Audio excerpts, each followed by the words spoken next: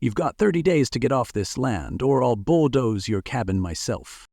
That's how I found out I was being evicted. No warning, no phone call, no neighborly chat. Just Brenda Mallory, Copper Pines HOA president, standing on my porch like she owned the view, waving a red notice like it was a royal decree. Her words landed harder than her perfume, and trust me, both lingered longer than they should have.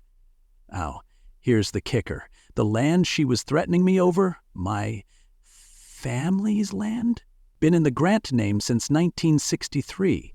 Her precious HOA, formed in 1984. You do the math. I stared at the paper, then at Brenda, then back at the paper. She looked pleased, like she'd just captured a rook and didn't see the queen waiting behind it. Violation of aesthetic standards, she said, like that meant something. Community improvement project, she added, like I was a pothole. What she didn't know, what none of them knew, was that her beloved community dock, it was sitting right on land her family stole from mine decades ago. Leave a comment below and tell me where you're tuning in from. If stories about backyard battles, bold justice, and just the right dose of HOA nonsense keep you coming back, go ahead and hit that subscribe button. Tomorrow's episode? Let's just say, if you thought this was wild, wait till you see who tries to take the shoreline next. Now, I'm not what you'd call confrontational. I'm a cybersecurity consultant. I fight battles with keyboards, not bullhorns. But that day, as Brenda strutted back to her luxury SUV like she'd just repossessed a kingdom, something in me clicked. The gall. The sheer HOA gall. My grandfather, Walter Grant, bought this cabin in 1963. Long before the Copper Pines HOA even existed, the deed was clear as a bell. No association, no bylaws, no permission needed to paint my porch brown, pink, or camouflage if I wanted. Still, I spent that whole afternoon in a daze, flipping through boxes in the attic. Paper after paper, tax receipts, utilities, and then, buried under a stack of my granddad's fishing magazines, a manila envelope labeled Title and Truth. Inside, the original purchase agreement and a hand-sketched boundary map that stretched farther than I remember. That night, I stayed up, digging through county records. Turns out the Copper Pines HOA wasn't established until 1984, a full 2 decades after Walter bought the place, so either Brenda's definition of jurisdiction was as loose as her son's boat license, or someone had forged an entire backstory to claim my land. I didn't know which was worse, the idea that this woman thought she could intimidate me with legal cosplay, or that no one else had ever challenged her before, at least not recently. The last time I'd heard her name, it came from the couple 2 cabins over, whispering about Queen Brenda's campaigns. She'd been modernizing the lakefront for years. Translation, making it look like a resort brochure. My cabin, with its weathered wood and wraparound porch, it stuck out like a mullet at a yacht party. 2 days later, I got a knock on the door from a guy who looked like he'd rather be anywhere else. His name was Luke Dawson. HOA secretary, early 30s, khakis ironed within an inch of their life. He didn't step inside, just handed me a folder and said, "I'm not supposed to be here, but you might want to read these." Then he turned and practically ran to his pickup truck. Inside the folder were meeting minutes from last month's board session, and there, in black and white HOA font, it said, "Property 14A targeted for aesthetic violation. Recommend eminent domain action to facilitate expansion. Minimal compensation, if necessary."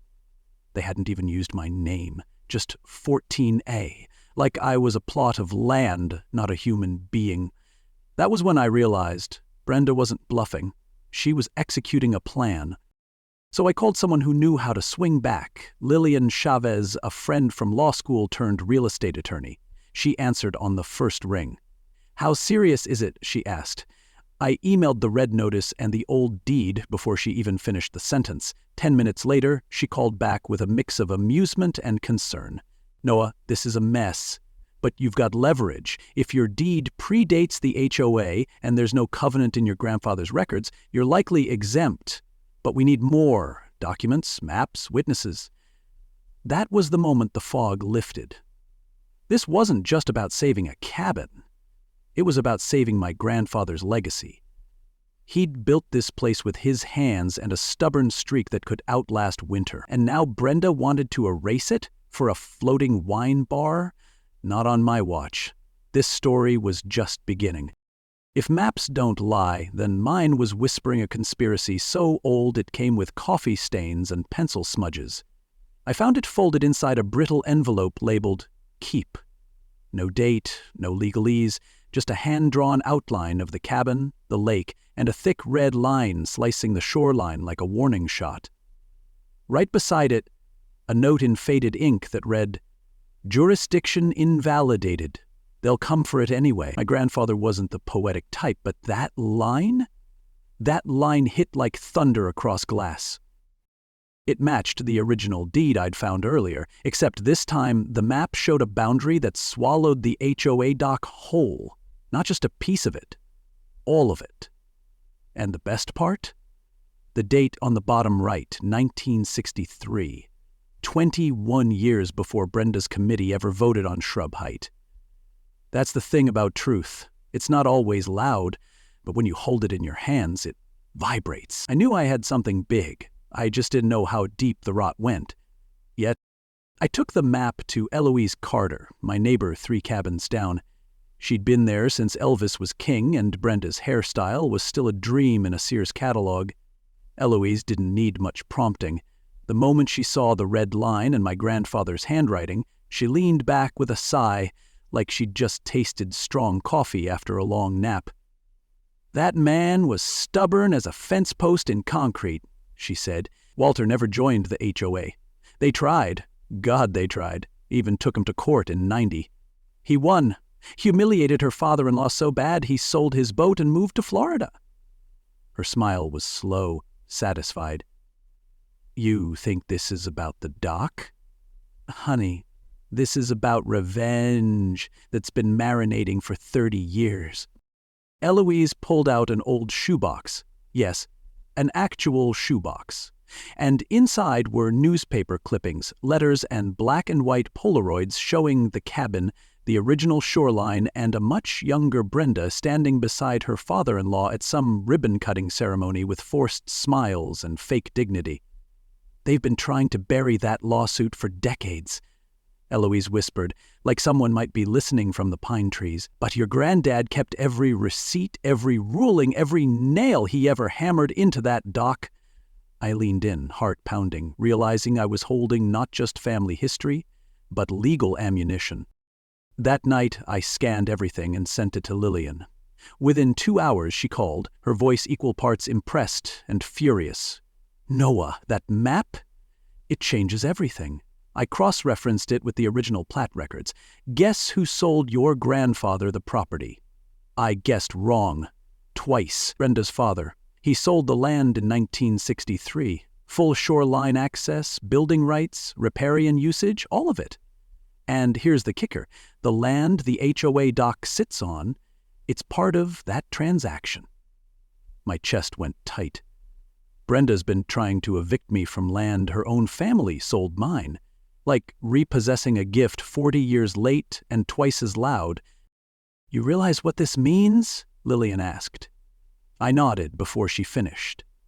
I wasn't trespassing. They were. I wasn't encroaching. They were. And this wasn't just a turf war. It was generational real estate fraud. The kind of thing that gets careers ended, licenses revoked, legacies burned. The map in my hand wasn't just proof. It was a matchstick, and I was holding it over a field of dry HOA lies. Next part? That's when I walked into their meeting and watched the temperature drop 10 degrees. But we'll get to that, because what comes next, it makes red ink look like lemonade. Violation notices became her love letters. Only Brenda's came with $300 0-cent fines and the emotional warmth of a tax audit. By the time the 5th one showed up, taped to my front door with that signature HOA passive aggression. I'd stopped reading them for content and started saving them like bad jokes from fortune cookies. One cited me for improper trash containment, another for excessive foliage. My personal favorite? Unauthorized bird feeder placement. Apparently, the local finches were no longer welcome in Brenda's vision of Copper Pines. Psychological warfare was subtle at first, like someone replacing your sugar with salt and daring you to say something. Trash appeared in my yard, but never the same kind of trash as my own. My mailbox got knocked over twice in 1 week, which was impressive considering the nearest teenager lived 4 houses down and drove a Prius. The cherry on top came when I received a certified letter fining me $5,000, 0 cents for light pollution. The offending bulb? A porch light that hadn't been changed since Clinton's first term. I would have laughed if the stress hadn't already made my left eyelid twitch like Morse code. Then the internet cut out. No warning, no storms, just gone. Like logic at an HOA board meeting. At first I thought it was a provider issue, but when the technician showed up, he looked uneasy. Strange line rerouting, he mumbled, before handing me a notice that someone had reported an infrastructure threat on my property. That someone, as it turned out, was the HOA. I was officially being flagged as a threat to my own Wi-Fi. That's when it started to feel less like incompetence and more like orchestration, a slow drip designed to wear me down until the foundation cracked. Then came Riley, Brenda's son, trust fund tan and wearing boat shoes like he was born on a yacht. He strolled past my dock like he owned the lake and smirked. "Old cabins burn easy, you know." That line landed heavier than anything his mother had written in red ink. It wasn't subtle. It wasn't veiled. It was a spark with intent. And suddenly, all the weird harassment wasn't just pettiness. It was pressure. Pressure to break, pressure to sell, pressure to fold. But pressure, when applied to the wrong man, doesn't cause cracks. Sometimes it creates firewood. Eloise showed up later that afternoon with a plastic storage bin labeled 1993 Mallory Mess. It was filled with newspaper clippings, meeting flyers, and one damning letter from Brenda to my grandfather offering to buy the cabin at a favorable community-lent price. His response, typewritten and signed in ink, was stapled right to it.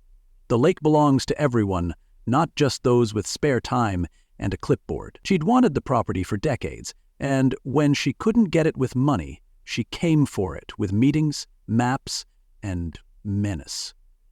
Brenda wasn't trying to protect the community. She was settling a grudge older than some of the trees on the shoreline. I sent everything to Lillian, who called me the next day with that clipped tone she gets when she smells fraud. "I found the 1990 ruling," she said, "clear as a summer sky. Your grandfather's land was excluded from HOA jurisdiction. Ordered in court, signed by a judge, archived in county records. But guess what the HOA never did?" I didn't even need to guess. "They never updated their charter," she confirmed. "Legally, they've been operating on false authority for 30 years, and Brenda knew it." I stood there, holding my porch notice for non-standard wood tone, and smiled. Because now we had what the HOA feared most: paper with power. But you know how petty tyrants work? When you show them a boundary, they don't retreat. They grab a bulldozer. In the next meeting, that's when they brought out the big guns. "Stick around." This next part gets loud. They called my cabin an eyesore, so I brought pictures of Brenda's son hosting a shirtless yacht party on what she insisted was community property. HOA meeting night arrived, and Copper Pines Boathouse felt less like a civil gathering and more like a courtroom without due process, the kind where the jury already hates you, the judge is your enemy, and the bailiff has a clipboard. I showed up early, not because I'm eager. I just didn't trust the chair assignments. Brenda stood at the podium like she was unveiling a housing utopia, clicking through a PowerPoint presentation that looked like it had been made by a realtor with a personal vendetta. And surprise, slide 3 was a photo of my cabin mid-fall, leafless trees, dead lawn, and an unflattering camera angle that made my porch look like it sagged in shame. "This structure," she said, using the same tone one reserves for pests and potholes, has been dragging down the image of our lakeside district for too long. That was her opener. My photo. My home. Reduced to a cautionary tale about what happens when you don't comply. I stood up, calm, voice steady, heart pounding like it owed me money. "Excuse me," I said, "but how does an HOA established in 1984 enforce policy over property built in 1963? Brenda's smile didn't waver. "Mr. Grant, this is not a legal hearing." She turned to the audience with a smirk. "We can't be responsible for members who fail to read their own deeds." I nodded slowly. "Actually, I've read mine. And the original 1963 Shoreline sale. Brenda, your father sold it to my grandfather. It's notarized, archived, and very much still legal." Her smile flickered like a porch light in a storm. And that's when she made her move. "Given recent resistance to necessary progress," she said, voice sharpened like a gavel, "I'm proposing an emergency vote to proceed with dock expansion. Immediate acquisition of Posso 14A under eminent domain." The room went still. Her supporters straightened up like kids called on in class. No notice, no public posting, just raw power. HOA style. It was a Hail Mary with a pocketful of bylaws and a disregard for due process that would make a tax collector blush. Before I could speak again, she motioned toward the back. "Tom, would you escort Mr. Grant out?" And like that, the meeting turned into theater. Only instead of clapping, people whispered. That's when Luke Dawson stood, the quietest man in Copper Pines, voice clear, hands steady. "He owns that dock. We've all known it. It's been in every title review I've seen since I joined the board. We ignored it. I ignored it." His voice cracked slightly on that last part, and I swear Brenda aged a decade in 30 seconds. Just as security hesitated, Eloise stepped forward, like she'd rehearsed the moment in her kitchen. She held up a laminated envelope, yellowed at the corners. "This," she said, "is the last known physical copy of the 1963 Shoreline transaction, signed by Walter Grant and William Mallory."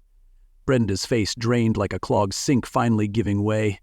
"This sale predates your vote, your bylaws, even your hairdo." Eloise didn't raise her voice. She didn't have to. Truth has volume all its own. The room didn't cheer. It held its breath, because when documentation speaks, even dictators and pearl earrings get quiet. But the war wasn't over. Brenda hadn't built her throne on silence. She built it on stalling. And her next move? That would take us from paper to bulldozers. And this time she wasn't waiting for a vote. So stay with me, because the morning after that meeting, the demolition crew showed up before the sun did. You know it's war when the bulldozer beats the alarm clock. I hadn't even brushed my teeth when the rumble started. Low and steady like thunder with bad intentions. I looked out the window and there they were, 3 pickup trucks, a small backhoe, and Brenda's white SUV parked like a throne on wheels. It wasn't even 6:00 a.m. I hadn't had coffee, but apparently they were ready to have my cabin for breakfast.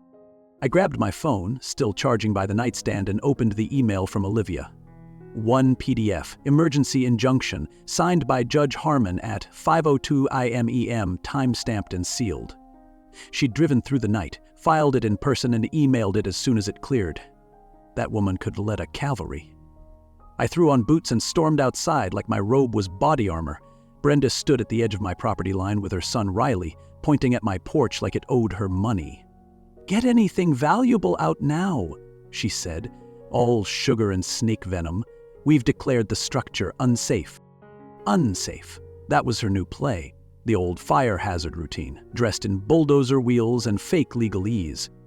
"Actually," I said, holding up my phone, "the only thing unsafe here is your position." I zoomed in on the document and angled the screen toward her. Signed injunction, effective immediately. Any action taken here today would be a violation of court order. Brenda blinked once, then smirked, like I'd handed her a crayon drawing. "That's adorable," she said. "Forgery's still a felony, Mr. Grant." Before her smugness could spread like mold, blue lights pulled up. 2 sheriff deputies stepped out. I walked toward them like I was holding a winning lottery ticket in a bad mood. "Gentlemen," I said, "I have a court order blocking any demolition or structural interference until property boundaries are resolved." One of the officers reviewed the document while the other subtly positioned himself between me and the backhoe crew. Brenda marched over, high heels clacking like punctuation marks. "That document is not valid," she snapped. "We've declared this structure condemned through HOA authority." The officer barely looked up. "HOA authority doesn't override court orders." "That's above our pay grade, ma'am." She tried again, louder this time, like volume could drown out logic. "This cabin is a risk to the community." Funny how the community suddenly cared about my porch light, but had no problem with her son doing cannonballs off the HOA dock every Sunday. I watched her face twist tighter with every passing second. And then, just as I started to think I might get to finish my coffee in peace, Luke Dawson showed up, paper folder in hand, jaw clenched like a man ready to confess to every bad decision he'd watched happen in silence. He pulled me aside. "These are internal emails," he whispered. "Meeting notes, draft budgets, all marked confidential. Riley's community dock isn't community anything, it's a private marina plan. Exclusive slips, reserved access, zero resident input. Brenda's been funneling funds toward it for months." I flipped through the documents. There it was, in black ink and privilege, layout designs with Riley's name listed as lead coordinator, complete with projections for VIP guest access and seasonal hosting capacity. It wasn't just a power grab, it was a land heist. Dressed up in HOA language and wrapped in fake concern about property values. That dock wasn't about aesthetics, it was about entitlement. Riley didn't want more space for the lake community, he wanted valet boat parking for his friends with trust funds and suntan sponsors. And my cabin? It was just inconvenient geography. I turned back to the officers. "You might want to read this too," I said, handing them Luke's folder. Brenda saw it, and for the first time her mask cracked. Not a full break, but enough to see the panic crawl up her neck like rising water. "This is slander," she hissed. "None of that is verified." One of the deputies raised an eyebrow. "Maybe not, but it's enough to stop today's work until someone higher up sorts this out." The crew started packing up. Brenda stormed off. Riley kicked a pine cone. And me? I stood there with my porch light still glowing and my property still intact. Barely, but I knew one thing. If Brenda wanted to fight dirty, she hadn't seen anything yet. Because next up, we were going from the backyard to the courthouse. And this time, I wasn't just defending the cabin. I was coming for every inch of that dock. Stay tuned. What comes next smells a lot like justice. And maybe just a little like lake water and fear. If this story hit close to home, or reminded you of someone dealing with the same kind of HOA chaos, send it their way. You never know who needs to hear that they're not alone in the fight. If this lesson helped you see the power of standing your ground, share it, and drop a comment below. I want to know what you think of this story, and how you would have handled it. She manipulated maps, I brought satellite tech. Turns out, when you can't trust the HOS paperwork, you let the sky testify.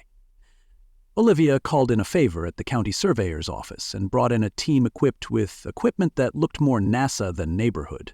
These weren't guys with clipboards and measuring tape. These were folks walking my property with GPS units, laser levels, and historical elevation scans, cross-referencing shoreline shifts like they were building a case for a land war, which, in a way, they were. The results came back with all the subtlety of a lightning strike. The HOA's beloved map from 1985? Falsified. Not fudged, not misaligned, falsified. The county's official topographic overlay showed that my family's land didn't stop at the cabin porch. It extended an additional 150 feet into what was now being called community access, including the dock, the gravel walkway, and, here's the jaw-dropper, 2 luxury lake homes that had been built over the last decade. "Congratulations," Olivia told me, deadpan. "You're not just a property owner. You're a landlord. Unintentionally." It was absurd and infuriating. Brenda hadn't just overstepped. She'd built a miniature empire on stolen ground, and the tech made it undeniable. You can argue over paper, you can dispute memory, but you can't outvote satellite data with a PowerPoint and a sneer.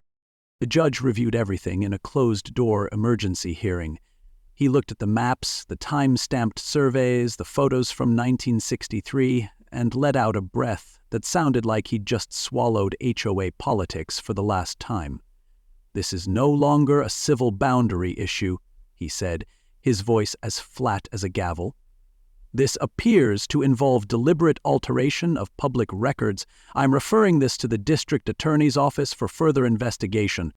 Brenda sat frozen like a garden statue someone forgot to move inside before winter. Her lips tightened, her real estate license on the line, her kingdom shaking. And as the room emptied, her supporters suddenly had somewhere else to be. Because now, it wasn't about HOA votes or community beautification. It was about fraud, forged authority, and a shoreline she never had the right to claim in the first place. But if you think this is where Brenda folds, you don't know her kind. No, her next move would come dressed in desperation and fire code language. So don't blink. Because what happens next? She doesn't just lose control. She starts losing followers. And that's when it gets dangerous. When the oak fell, it cracked the kingdom. That 100-year-old oak stood through storms, droughts, and 5 presidential scandals, but Brenda Mallory's HOA campaign took it down with a crew, a lie, and a clipboard. And funny thing about old trees, when they fall, they take shadows with them. That tree was the line. After that, the town started waking up. The judge didn't waste time. With the satellite data, the 1963 Shoreline sale, the injunction violations, and now the confirmed land encroachment, he ruled in my favor on every front. My property rights were restored, my land fully recognized, and the HOA's claims invalidated like expired coupons. But the real blow came when he ordered damages. Psychological harassment, he said, enforced through fraudulent authority. His words, not mine. And then came the cherry recommendation for criminal referral on record falsification. Brenda didn't storm out. She didn't shout. She didn't even blink. She just stood, collected her purse with the grace of a woman who'd once run Pine Lake like a petty monarchy, and walked out. No eye contact, no last word, just silence so sharp it could have trimmed hedges. But it wasn't her silence that mattered. It was the town's. People she used to lead suddenly looked through her like a windshield. The HOA board met 2 days later. Different energy this time. Less perfume, more sweat. Eloise stood up, strong, steady, voice clear. She told them about the letters from 1993, about the vendetta, about the threats Walter Grant faced. She didn't dramatize. She didn't embellish, just told the truth, layered with years. And when she finished, the room didn't applaud. They voted. Brenda was removed unanimously, no dissent. Even her allies couldn't look her in the eye. And then the apology, Riley. Yes, Yacht Boy himself came up to me outside the general store of all places, hands stuffed in hoodie pockets, face pale. "I believed what she told me," he said, not looking up. "I thought your grandfather cheated ours out of the shoreline." He paused. "I'm sorry for what I said, what I did. It didn't fix anything, but it cracked something in the right direction. Because when legacy's been twisted into a weapon, sometimes the kids don't even know they're holding it." Brenda didn't come to the next HOA meeting. Her house was up for sale by the following month. And me? I wasn't finished. I had one more move left. Not revenge. Resolution. And if you thought the fall was satisfying, wait until you see what I planted in the place of that oak. Because sometimes justice doesn't end with gavel. It starts with roots. And the final part? That's where the legacy gets its light. Don't miss it. They expected me to build a fence. I built a fund instead. After everything Brenda had done, Every fake fine, every passive-aggressive citation, every inch of that dock they tried to steal, folks assumed I'd bulldoze the whole thing and salt the shoreline for good measure. But revenge is heavy, and my grandfather didn't raise me to carry bitterness. He raised me to carry wood, build things that last, and leave a place better than I found it. So instead of walling people out, I opened the door with conditions, legal ones, binding ones, smart ones. I signed a lease agreement with the HOA. Not a gift, not a favor, a deal. They could use the dock under strict conservation guidelines with rotating access and public usage rights enforced in writing. No more private yacht parties for Riley, no more ghost ballots, and definitely no more calling my porch a blight. The lake would be shared fairly or not at all. I even had Luke help draft the contract, and let's just say he took great joy in stapling it to the new bulletin board at the boathouse. Then came the Grant Environmental Fund. I used part of the settlement to restore the cabin, refinish the cedar siding, upgraded the foundation, hired an arborist to help save what was left of the old oak. But I didn't stop there.